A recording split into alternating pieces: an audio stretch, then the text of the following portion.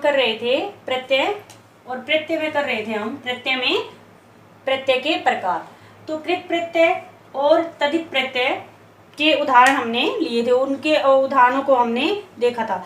तो अर्थ में परिवर्तन मैं पहले बता चुकी हूँ, जो प्रत्यय होते हैं वो अर्थ में परिवर्तन भी लाते हैं, किंतु परिवर्तन की बजाय विशेषता ज्यादा लेकर आते हैं। लगभग इनका पुल्लिंग का अर्थ हो जाता है वाला और स्त्रीलिंग का वाली। अर्थ में भी समस्या नहीं होती, इनको समझने में भी नहीं होती। जो शब्द का अर्थ होता है वही इसके टुकड़े का निकलेगा, जिस तरह से हमने उपसर्ग में किया था। तो क्या हमने जाना था कृत प्रत्यय, और कृत प्रत्यय में व्यंजन संधि होते हैं। कई बार एग्जामिनर पूछ लेता है क्वेश्चन कि बताओ कि कौन से शब्द में कृत प्रत्यय है, या कई बार ऐसा आ जाता है कि तद्धित प्रत्यय है, या कौन से शब्द में कृत प्रत्यय नहीं है और तद्धित प्रत्यय है। अगर तो बेटा आपको ऑप्शन में 4 दिए जाएंगे, चारों के चारों ऑप्शन में बच्चों आपके प्रत्यय मिलेगा। अब पता कैसे करें कि किस शब्द में तद्धित प्रत्यय है और किस में कृत प्रत्यय है। सबसे पहली बात तो कृदंत शब्द में संधि है क्या? बिल्कुल है। शब्द शुद्धि के पीछे पड़े रहते हैं हम। यदि कंसेप्ट क्लियर है हमारा तो मैं बता दूं कि शब्द शुद्धि हमारी 99% अपने आप ही ठीक हो जाती है। शब्द शुद्धि के लिए हमें समास, उपसर्ग, प्रत्यय और वचन आने चाहिए। अगर ये हमें क्लियर है तो हमारी शब्द शुद्धि ठीक हो जाएगी। इन चीज़ों के बारे में नहीं पता तो हमारा 2-4 शब्द केवल हम कुछ ही शब्द हम रट सकते हैं, बाकी तो कुछ ही नहीं कर सकते। तो यहाँ बात कर लें, कृत का अर्थ होता है करना, और करना किस में आता है? क्रिया में। आपका तद्धित प्रत्यय क्लियर हो या ना हो, किंतु यहाँ पर आपका कृत प्रत्यय जरूर क्लियर हो जाएगा, और जो कृत प्रत्यय नहीं है वो अपने आप ही तद्धित प्रत्यय में चला जाएगा। तो हमने परिभाषा में कृत प्रत्यय की में क्या देखा था कि धातु के अंत में जुड़ते हैं प्रत्यय, तो वो कृत प्रत्यय कहलाते हैं। ये आ जाएंगे हमारे धातु के अंत में। और अब हम कहें कि हिंदी में हमारी धातुएं होती ही नहीं, संस्कृत में होती हैं, यानी संस्कृत में होती हैं धातुएं और हिंदी में होती हैं क्रियाएं। जो संस्कृत की मूल धातु हैं उनके अंत में हमने ना प्रत्यय लगाया। क्या लगाया? ना प्रत्यय। ना प्रत्यय लगते ही हमें मिल गई हिंदी में हमारी क्रियाएं। तो जितनी भी क्रियाएं देखेंगे उनके अंत में क्या लगा होगा? ना प्रत्यय। कैसे? चलना, खाना, पीना, रोना, सोना, जागना, उठना, बैठना, हंसना, गाना, सब में क्या है? पीछे क्या लगा हुआ है? ना प्रत्यय। आप जैसे ही इसमें से ना हटा दोगे तो क्या बन जाएगी हमारी? धातु। धातु कैसे बन जाएगी? जैसे हमने सोना लिया तो धातु सो। तो मैं इसको पूरे एक वाक्य के माध्यम से ही समझा देती हूँ। देखो, मूल धातु रूप हमें देखना है। अगर इसे हम देखें, चल, सो, जा, चल, जा, कर, सो, जा। अब एक तरह से देखें तो ये हमारा वाक्य है, चल, जाकर, सो जा। लेकिन हमें साथ में ये ध्यान रखना है कि कोमास दे रखे हैं। कोमास अर्थात हमारे हिंदी में अल्प विराम का प्रयोग हुआ, तो ये धातुएं हैं, इसमें ना प्रत्यय जुड़ेगा तो ये क्या बन जाएगा? चलना। तो अब देखो, एग्जामिनर एग्जाम्स में कैसे क्वेश्चन आपसे पुट करता है, कैसे क्वेश्चन पुट आउट करता है, कैसे प्रश्न पूछता है। अब देखिए, जैसे शब्द दे दिया उन्होंने एक लिखावट, और कॉम्पिटिटिव एग्जाम्स में आपको ऑप्शन में मिलता है, और हमारे 9th-10th में बच्चों को यहाँ से मूल शब्द और प्रत्यय निकालना होता है। तो मूल शब्द क्या?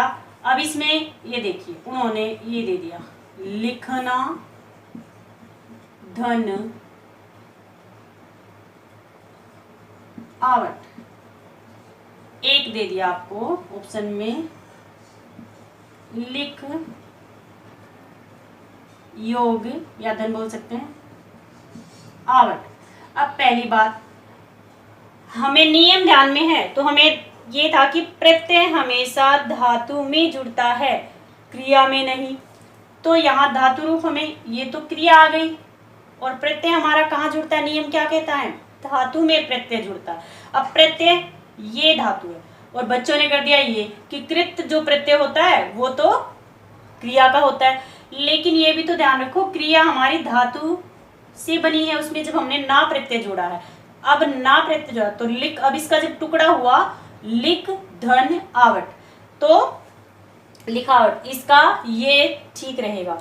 तो हमेशा प्रत्यय धातु में जुड़ेगा, क्रिया में नहीं जोड़ा जाएगा, एक बात। दूसरी बात, अगर आपको पता नहीं चले कि ये धातु है या नहीं, तो उसके लास्ट में अंत में ना लगा के देख लेना, अगर वो क्रिया होगी तो उसका रूप जैसे धातु में ना लगाओगे पता आपको चल जाएगा। ना लगने से ही बनता है आपका धातु का रूप क्रिया में। कैसे पता करोगे, देखो एक शब्द देखो, लुटेरा, जमीर ने लुटेरा दे दिया। अब आपको इसमें से क्या निकालना है, प्रत्यय और मूल शब्द। अब इसमें कई बार ये एग्जाम्स में आ चुका है, इसमें देते हैं लूट, जबकि लूट नहीं होता, यहाँ पे इसका मूल शब्द आएगा लूट धन एरा, एरा प्रत्यय है इसमें, और ये इसमें धातु आ गई। अब इसके साथ अपना जोड़िए, लूटना। अब इसमें ए जुड़ा तो इसका रूप बदल गया, छोटे में चला गया, तो ये हमारे पास क्या आ गई, क्रिया। तो ये किसका हो गया, हमारा उदाहरण हमारा हो गया ये कृत प्रत्यय का, क्योंकि ये क्रिया के साथ जुड़ा हुआ है। तो कई बार पूछ लेते हैं कौन से शब्द में सही प्रत्यय या कौन से टुकड़े में सही प्रत्यय शब्द का प्रयोग हुआ है। अब देखते हैं, इसी को यहाँ लिख देते हैं, मैं तद्धित को इसको हटा देती हूँ। अब हम उदाहरण देखेंगे, उदाहरण देख लेते हैं। तो क्या मेरा प्रश्न क्या था, कौन से टुकड़े में सही प्रत्यय शब्द का प्रयोग हुआ है, आपको देखना होगा बेटा।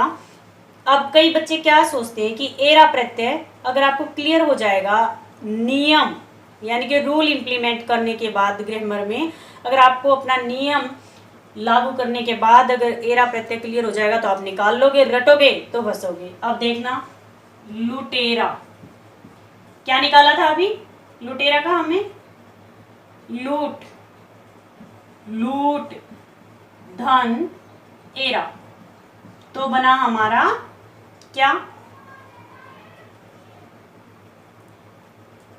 लुटेरा। तो लूटना ये बिल्कुल हमारा कृत प्रत्यय है, आ गया कृत प्रत्यय में। अब इसी का हम दूसरा रूप देखते हैं यहाँ पर, जैसे सपेरा, सपेरा। अब इसमें देखो, इसको इधर ले आते हैं थोड़ा सा, यहाँ लिख देती हूँ मैं दोबारा से इसी चीज को। अब देखो हमने लुटेरा शब्द देखा था, लुटेरा, इसका क्या टुकड़ा किया हमने, लूट धन एरा, ये बन गया हमारा, ये हमारा बिल्कुल हमने अभी इसको देखा, लूट में ना लगाया, लूटना बन गया बिल्कुल हमारा। तो ये हमारा किसका बन गया, कृत प्रत्यय का उदाहरण। अब देखिए, अब ये नहीं है कि हमने रटा एरा के, अब बच्चे ने रट लिया, अभी जितने भी एरा के प्रत्यय हैं सारे के सारे कृत होंगे, नहीं, आपको टुकड़ा करके देखना होगा, जो आपके मूल शब्द का अर्थ होगा वो टुकड़े के भावार्थ से मेल खाना चाहिए, उसी के समान होना चाहिए। तो देखिए सपेरा, सपेरा, इस पे आप अनुस्वार ही लगने लगा है, सपेरा। अब सपेरा में इसका टुकड़ा कीजिए, क्या आएगा, अब ये देखो, पहले एरा प्रत्यय निकाल दिया हमने, एरा प्रत्यय निकल गया। अब क्या निकल बचा हमारे पास, सांप, मूल शब्द क्या बचा, सांप धन। अब सांप में ना जोड़ना, ना प्रत्यय धातु, सांपना, सांपना, सपना तो होता नहीं है, सांपना तो ये सांप, ये हमारा किसका हो गया, तद्धित का, ये हमारी एक संज्ञा, ये हमारा तद्धित प्रत्यय हो गया। क्या हो गया? तद्धित प्रत्यय। ये साथ के साथ क्लियर चलेंगे। तो जरूरी नहीं है कि एरा में हमारा वही आएगा, क्रिया नहीं है। अगर क्रिया नहीं है तो आपके सारे किस में जाएंगे? तद्धित प्रत्यय में, क्योंकि हमारे जो क्रिया के साथ प्रत्यय लगेंगे वो हमारे कृत में आएंगे, जो धातु के साथ लगेंगे। जो धातु के साथ प्रत्यय जोड़ा जाएगा तो वो कृत प्रत्यय होगा। और बाकी संज्ञा, सर्वनाम, विशेषण, अविकारी शब्द आपको पता लगे नहीं लगे, लेकिन ये देख लेना कि कृत प्रत्यय नहीं है, यानी कि धातु नहीं है, क्रिया नहीं बन रही है ना लगाने से, तो वो तद्धित प्रत्यय का उदाहरण होगा। अब ऐसे ही देखो, एक शब्द है घुमाव, ये भी एग्जाम में आ चुका है। अब घुमाव का क्या निकलेगा? मूल शब्द घूम, धन, प्रत्यय क्या है? आव। अब इसमें घूम में जरा जोड़ना ना प्रत्यय, घूमना, घूमना से बना हमारा घुमाव, तो बिल्कुल हमारा क्या हो गया? कृत प्रत्यय का उदाहरण। अब इसी तरह से आव का देखते हैं, इनका नमकीन। अब इसका टुकड़ा करें तो नमक।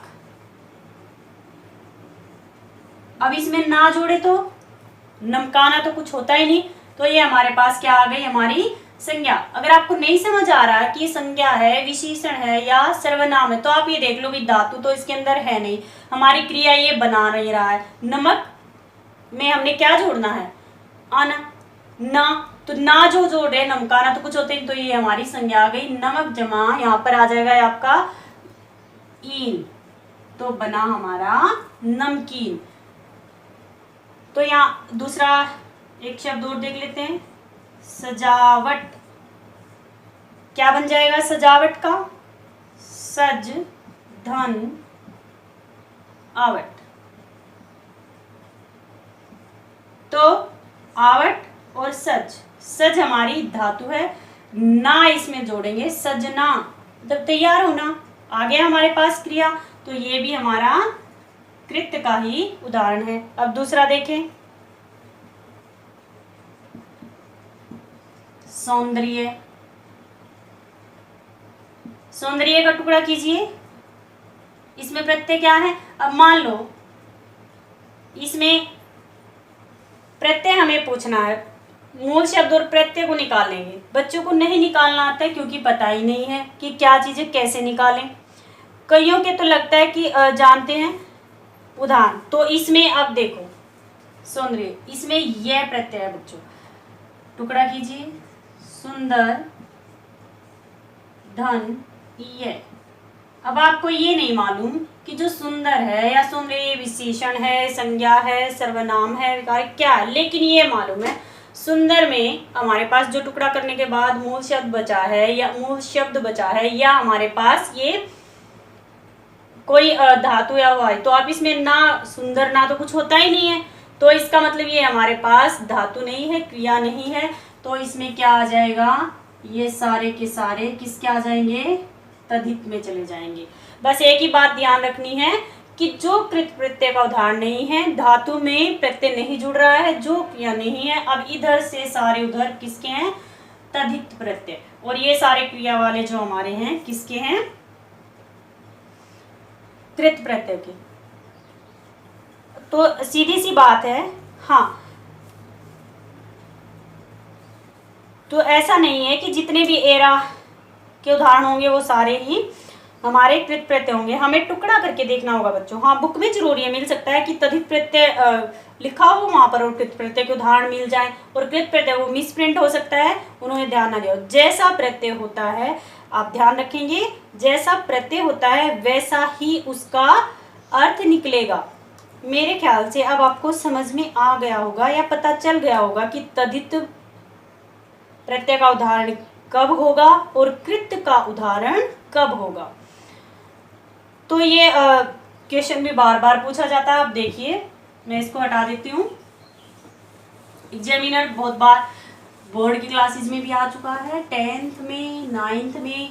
10th में तो कहाँ आ जाता है? जो आपके अपठित गद्यांश होता है उसके अंदर पूछ लेते हैं, क्योंकि आप व्याकरण को 9th क्लास में पढ़ चुके होते हो, तो इसलिए वो पूछ लेते हैं 1 मार्क्स में। अब देखना उदाहरण, दर्शनीय खूब पढ़ रखा होता है बच्चों ने, रट रखा होता है। अब अगर ये रट रखा है तो वो गलत करेगा, इसमें वो कर देगा मूल शब्द को क्या करेगा, दर्शन है। नहीं, हमें तो धातु निकालनी है पहले, क्या निकलेगा, दृश्य, टुकड़ा करो पहले, दृश्य धन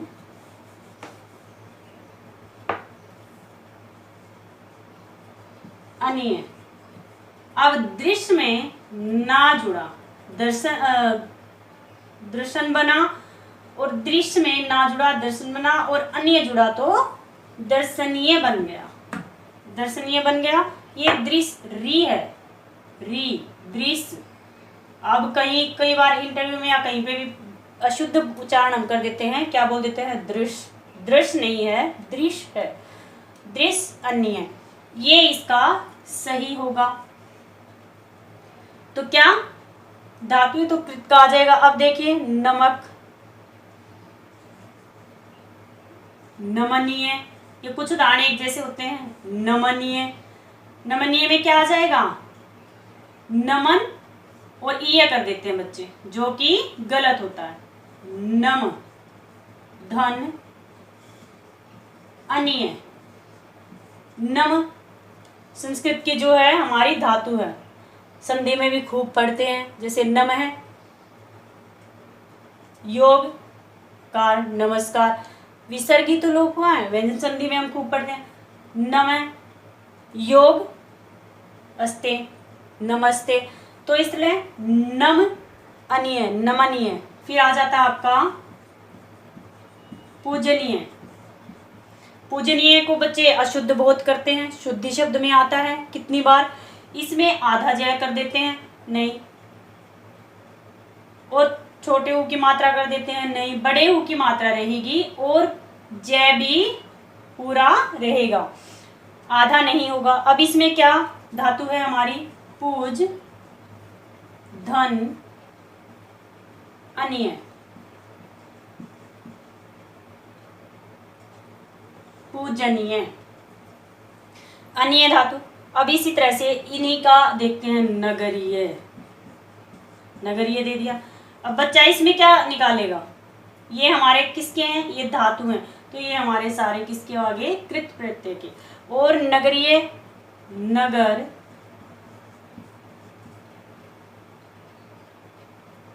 ठीक है, नगर ईय इसमें आ जाएगा, यहाँ नगर शब्द है, ईय आपका वो है। फिर आ जाएगा आपका मानवीय, जातीय। तो इसमें जातीय में जाति मूल शब्द है, ईय प्रत्यय है। मानवीय में मानव मूल शब्द है और ईय प्रत्यय। तो एक बात ध्यान रखना बेटा, धातु के साथ अन्य प्रत्यय का प्रयोग होता है, धातु में ईय का प्रयोग नहीं होता। अभी आप ये देख सकते हो, धातु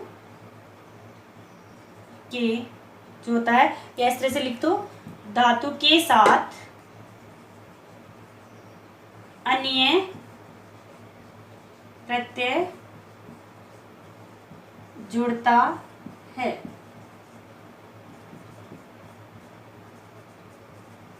धातु के साथ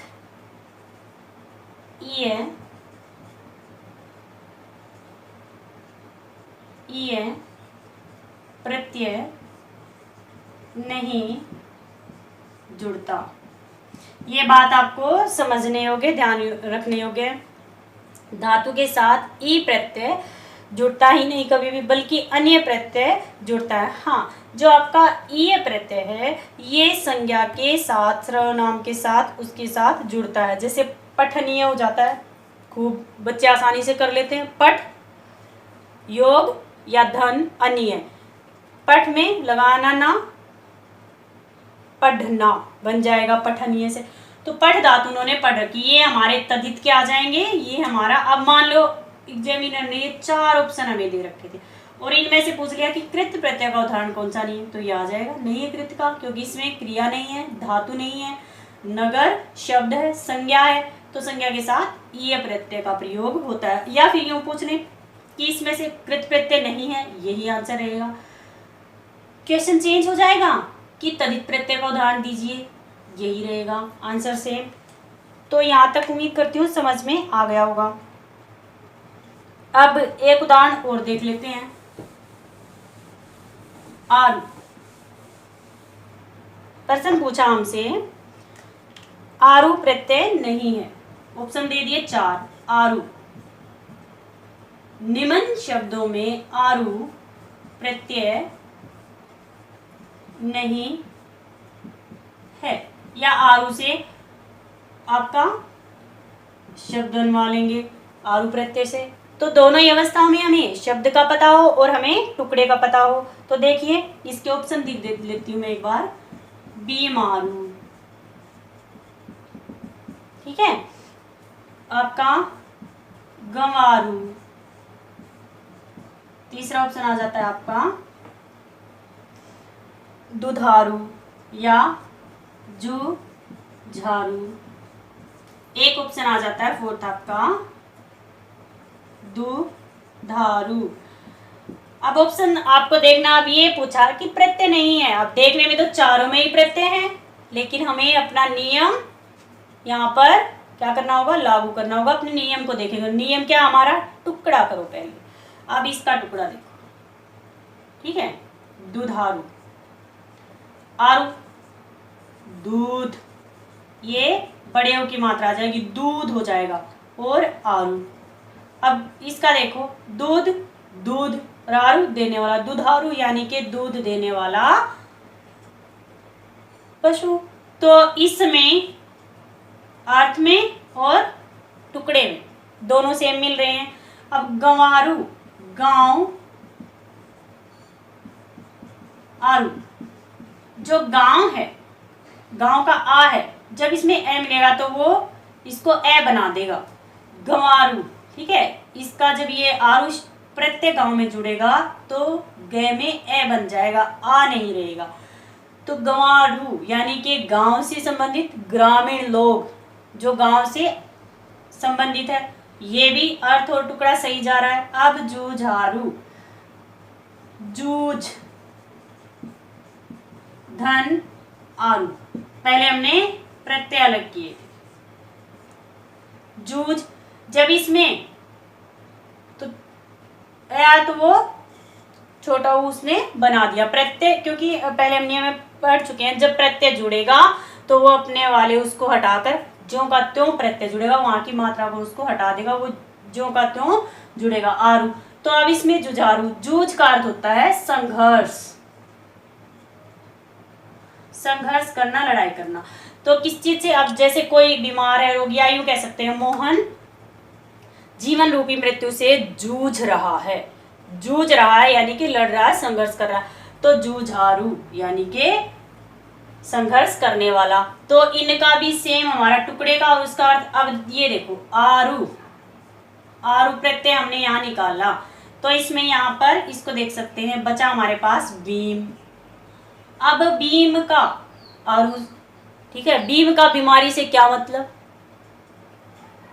ठीक है, ये कमबख्त जो है, भीम से बीमारी का क्या मतलब, कुछ भी नहीं। यहाँ बीमार मूल शब्द है और उ इसमें प्रत्यय है, बीमारू। अब बच्चे कहेंगे कि जी मैम वो तो गंवारू में भी हो सकता है, हाँ बिल्कुल हो सकता है। तो उसने ये थोड़ी ना पूछा है कि प्रत्यय नहीं पूछा है कि किस में, उसने तो ये पूछा है कि किस शब्द में प्रत्यय नहीं। अब गंवारू कैसे बना है, गांव,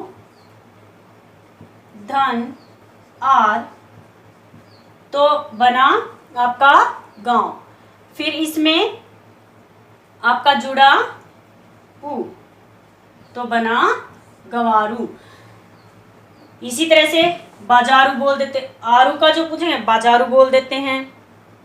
अब बाजारू में से देखना, टुकड़ा करके आरू को क्या निकला, बाज। अब इस बाज का क्या लेना देना है बाजारू से, टुकड़े का और उसका मूल शब्द का अर्थ भावार्थ मिलना चाहिए। अब बाज, बाजारू। अब बाजारू में से करो आरू अलग और बाज बचता है। अब बाज का बाजार से क्या लेना देना भाई, कुछ भी नहीं। बाज तो एक उड़ने वाला पक्षी होता है, जबकि बाजार, बाजार उसमें मूल शब्द है और उ उसमें प्रत्यय। तो इन चीजों का आपको ध्यान रखना है।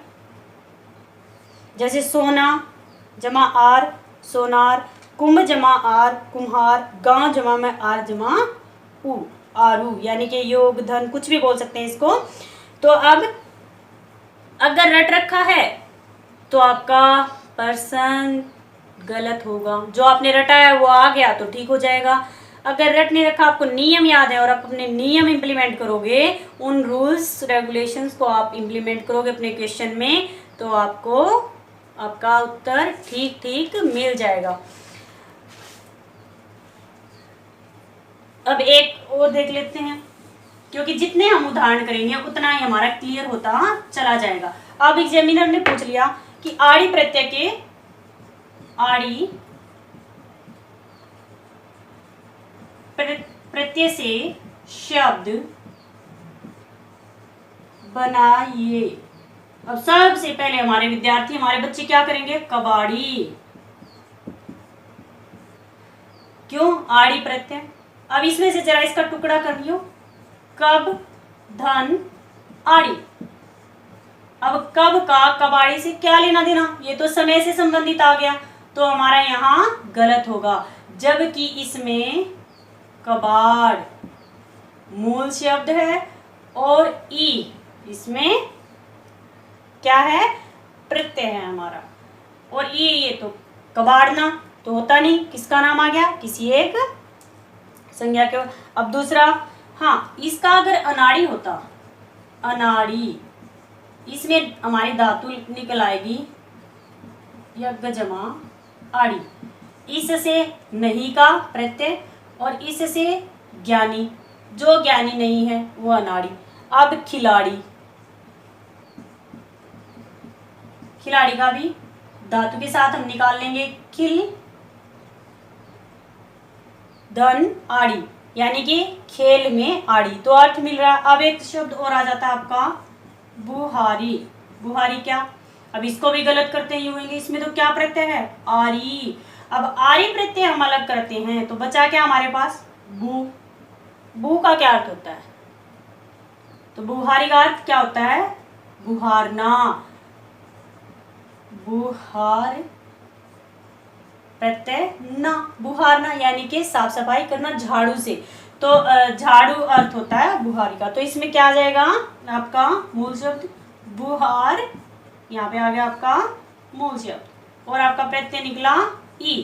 अब प्रत्यय हमें जो के तो निकालने, अगर हमारी बड़ी है तो बड़ी निकलेगी, छोटी है तो छोटी, जो जिस तरह से प्रत्यय है। तो प्रत्यय तो बेटा कभी गलत हो ही नहीं सकते। प्रॉब्लम है आपकी जल्दबाजी में आकर उन्हें गलत कर देते हो, इसलिए वो आने के बाद भी गलत हो जाते हैं। ये ही तो आपकी सबसे बड़ी समस्या। अब मैं यहाँ से आपको कुछ चीज़ें और समझाने का प्रयास कर रही हूँ। प्रत्यय मोस्ट इम्पोर्टेंट है, इसमें बहुत सी शब्द शुद्धियाँ आएंगी, आगे और बहुत से नियम आएंगे इनके अंदर, जो आपको ध्यान से पढ़ने होंगे। अगर कंसेप्ट क्लियर हो गया तो आपका क्वेश्चन का आंसर कभी भी गलत नहीं होगा। तो वो करेंगे हम आगे।